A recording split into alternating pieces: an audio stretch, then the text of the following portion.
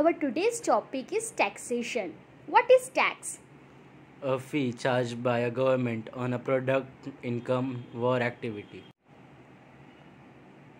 Tax is an amount of money that you have to pay to the government so that it can pay for public services. One of the most important uses of taxes is to finance public goods and services such as street lights and street cleaning. Very good, Joseph and Kedar. Now, my next question is, whose parents pay taxes? Whose parents pay taxes? My father is a doctor. He pays income tax and professional tax. My father is a farmer. He does not have to pay income tax on agricultural income. My mother is a teacher. She pays income tax. Oh wow, that's great.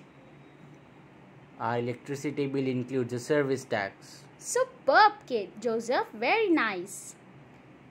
Let's see more important information about taxes. The government makes many plans for the development of the country. It requires large amount of money for implementing these schemes. Direct taxes are divided into 4 types, that is income tax, corporation tax, security transaction tax and wealth tax. By charging different types of taxes, utility of tax, provision of infrastructure or basic amenities. Utility of taxes, that is implementing various welfare scheme. Utility of taxes, implementing scheme of development and research in various fields. Maintaining law and order, giving aid to people affected by natural disaster, defense of the country and its citizen, etc. These all are the utility of taxes. Now we are going to learn types of taxes. There are 2 types, direct tax and indirect tax. Taxes which are paid directly by the taxpayer are called direct taxes. Direct tax, for example, income tax, wealth tax, professional tax, custom duty, etc. These all are direct taxes. Now we are going to learn about indirect tax. Indirect tax which are not paid directly by the taxpayer are called indirect taxes. Tax which are not paid directly by the taxpayer are indirect taxes. For example, central sales tax, value added tax, service tax, excise duty, etc. These all are indirect taxes. So, in this lesson, we shall consider only those taxes which are to be paid by individual. Now, let's learn income tax, that is individual tax. If the income earned in India by an individual, institute or authority industries exceed the limits specified under the Income Tax Act, income tax is levied by the central government in India. Income tax is levied under following 2 acts. That is Income Tax Act 1961, which came into force on 1st April 1962. This act passed every year by Parliament, which makes financial provisions. Every year, sometime in February, the Finance Minister present the budget for the next financial year. It has proposal for the income tax. Once the Parliament passed the budget, the proposal rate become applicable for the following year. Income tax rates are fixed every year in the budget. So, here you can see this income tax slab and taxable rate. Some income tax relate terms. An assessee. An assessee means any person liable to pay income tax according to the income tax rule is termed as assessee. Financial year, the period of 1 year during which the taxable income has paid earned is called a financial year. In our country, the financial year is from 1st April to 31st March. Now, assessment year, the financial year immediately following a particular financial year is called assessment year. The tax payable for the previous financial year is calculated during the current year, that is the assessment year. So, financial year and assessment year will be clear from the given table. Here, the given table says that financial year 2016-17, financial year and assessment year. Now here permanent account number. On applying for it, every taxpayer get an unique 10-digit alphanumeric number from the income tax department, which carries 10-digit alphanumeric number. We are required to mention the number in many important documents and financial transactions. PAN card can also be used as a proof of identity. Income tax. Now computation of income tax such as salary, for housing, income from house, income from professional. So these all are the thing. Income from salary, it is required. Income from house property, and income from business or profession. And we can say that income from capital gain, or we can say that income from other sources. Okay, if I have another institute, so I can consider it income from other sources. Now gross total income, that is income from ordinary source and income from special source. The total annual income is taken into account for calculating the tax payable according to the section 80C, 80D and 80G etc. of the Income Tax Act. Some deduction can be availed from the total annual income. The amount remain after this deduction are made is called taxable income. Income tax levied on the taxable income. No tax is levied up to certain limit of taxable income. This is called the basic exemption limit. Exemption means you don't need to pay tax. Farmer income from agriculture produce is exempt from taxation under section 80G of IT Act, Income Tax Act. Donation to Prime Minister's Relief Fund, Chief Minister Relief Fund are certain other donation to recognized institutions or organizations are exempt from taxation. Under section 80D, installment of premium for health insurance are exempt from taxation. Means you do not need to pay tax. Generally, the maximum permissible deduction to various kind of saving under section 80C is rupees 1,50,000. Deduction we will get under 1,50,000. So tax rates according to age of taxpayers are fixed in each year budget. Samples of table showing tax rate for different income. Now here activity 1 says that use table 1 and write the appropriate amount of figure in the boxes for the given example. Now this individual table is given up to the age of 60 year. Now here question says that Mr. Mehta annual income is 4,50,000. If he does not have any saving by which he can claim deduction from his income, to which slab does his taxable income belong? So 2,50,000 rupees to 5 lakh rupees he get deduction. Okay, he get deduction here. So he have to pay tax under this. What is the amount on which he will have to pay income tax and at what percent? So at 2 lakh rupees he has to pay 5%. 2 lakh rupees he will pay 5% tax. So here is given on what amount will the fees be levied, means education fees. So 10,000 he get education fees. Now here this table shows the senior citizen age 60 year to 80 years. Okay, so now here question says that Mr. Pandit is 75 year of age. Last year his annual income was rupees 13,25,000. How much is his taxable income? How much tax does he have to pay? Now Mr. Pandit is a senior citizen because 75 year age. So 13,25,000 minus 10 lakh is equal to 3,25,000. According to the taxable, he must have first pay 1 lakh rupees, 1,10,000 rupees as income tax. In addition, on 3,25,000 rupees, he has to pay 30% income tax. That means 3,25,000 multiplied by 30%, 30 upon 100, that is 97,500. Okay, 97,500 he has to pay. Therefore, his taxable income amount is 1,10,000 plus 97,500, that is equal to 2,07,500. Is that clear? Beside this, education fees will be 2% of income tax. Now here education fees 2%. So 2,07,500 multiplied by 2%, that is 4,150.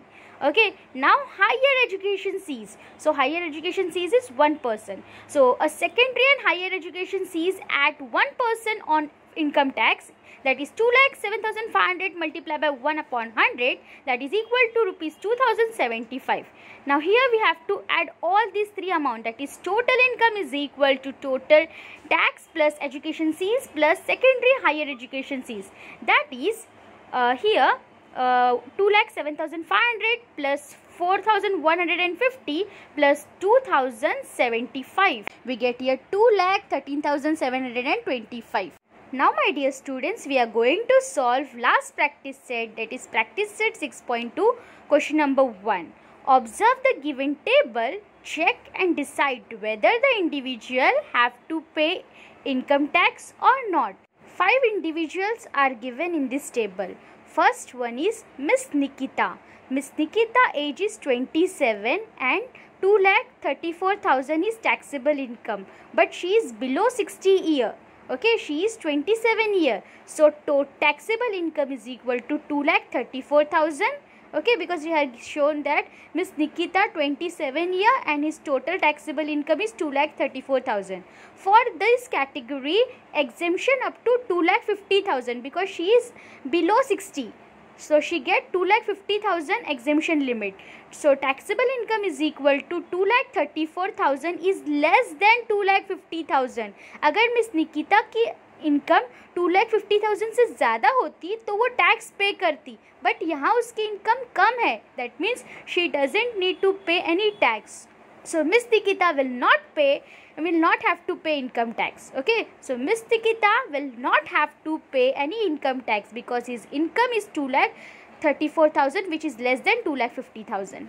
Now Miss Kulkarni, again 36 year, less than 60. Okay, below 60. अभी mister Kulkarni जो है वो 36 year के है, यानी कि 60 से कम है, तो उनका जो टैक्सेबल इनकम है वो है 3,27,000. अभी लिमिट कहाँ तक की है? 2,50,000 की है, बट इनका ज़्यादा एक्सीड है ना, तो 2,50,000 के ऊपर जो वो अर्न करते हैं उस पर वो टैक्स पे करेंगे. सो यहाँ पर आएगा 2,50,000 ना. So 3,27,000 is greater than 2,50,000. That means he has to pay tax.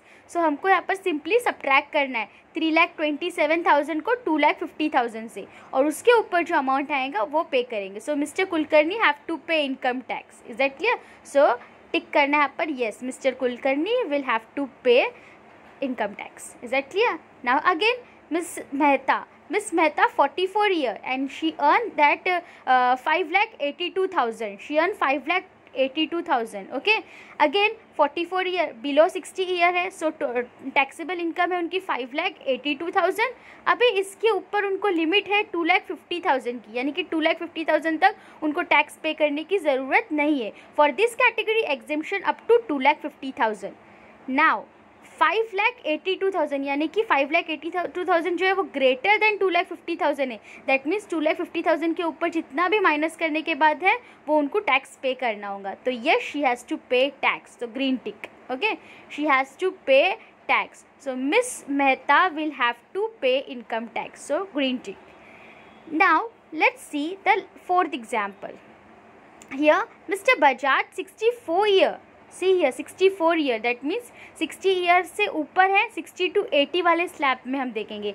So age is 64 year, that is age 60 to 64 year के बीच वाला है. And he earn 8,40,000. So his taxable income is 8,40,000 rupees.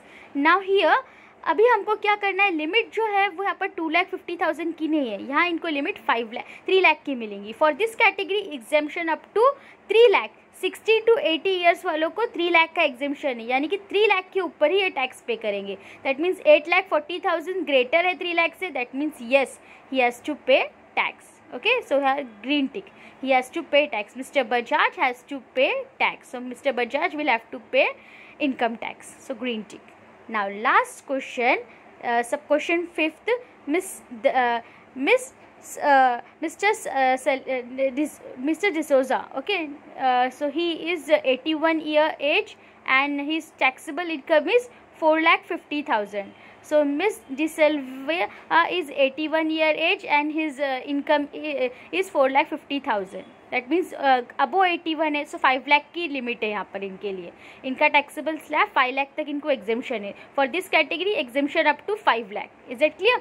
सो 5 लाख है यानी कि 4,50,000 5 लाख से कम है. दैट मीन्स इनको टैक्स पे करने की ज़रूरत नहीं है क्योंकि वो 80 ईयर के अबो है ना, एक्सीड किए, 81 ईयर्स के है वो. सो 4,50,000 is less than 5 lakh. That means he will not have to pay any tax. So Mr. D'Silva will not have to pay income tax. So here cross mark. Okay, red cross mark. So in this way we have completed question number 1. Now let's solve question number 2. Mr. Kartar Singh, age 48 years, work in a private company. His monthly income after deduction of allowance is rupees 42,000. And every month he contribute rupees 3,000 to GPF, okay, gross provident fund. He has also brought rupees 15,000 worth of NSC, National Savings Certificate, and donate rupees 12,000 to the PM Relief Fund. Compute his taxable income. Here we have to compute Mr. Kartar Singh taxable income. So write here solution. Mr. Kartar Singh monthly income is rupees 42,000, which is given in your question. Now total yearly income is 42,000 multiplied by 12, that is equal to 5,04,000. यानी कि उसकी monthly income 42,000 है, multiply by 12 किए तो 5,04,000 हुआ.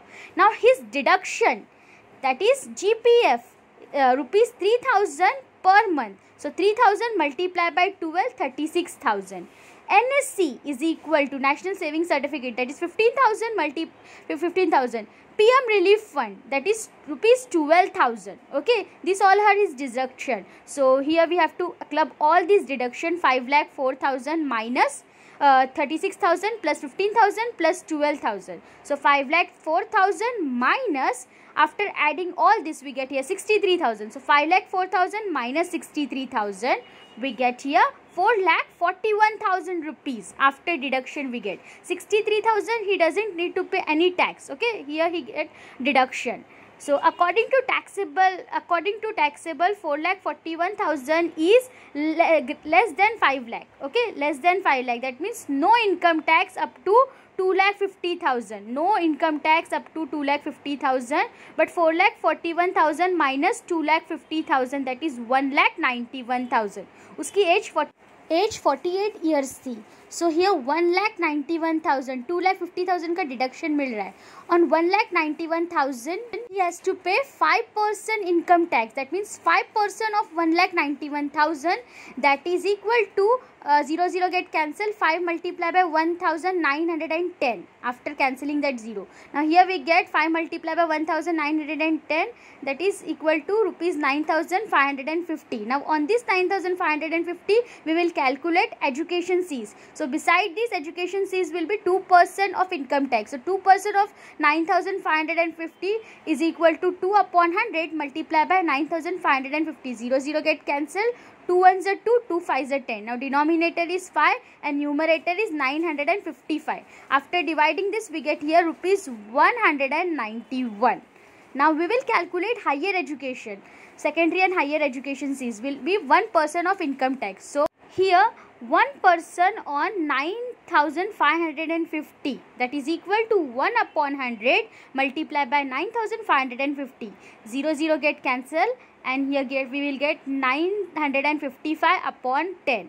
Now here after dividing we get here rupees 95.50 paisa. rupees 95.50 paisa. So total income tax is equal to 9,550 plus 191 plus 95.50, that is equal to 9,836.50 paisa. Okay, so Mr. Kartar Singh will have to pay rupees 9,836.50 paisa to government. So my dear students, in this way we have completed question number 2 of practice set 6.2. Now your task is to solve practice set 6.2 in your Maths 1 notebook. Also you have to solve all the example which I have taught you today. Okay, so this is your homework. Thank you for watching my video. Please do like, subscribe and share my video.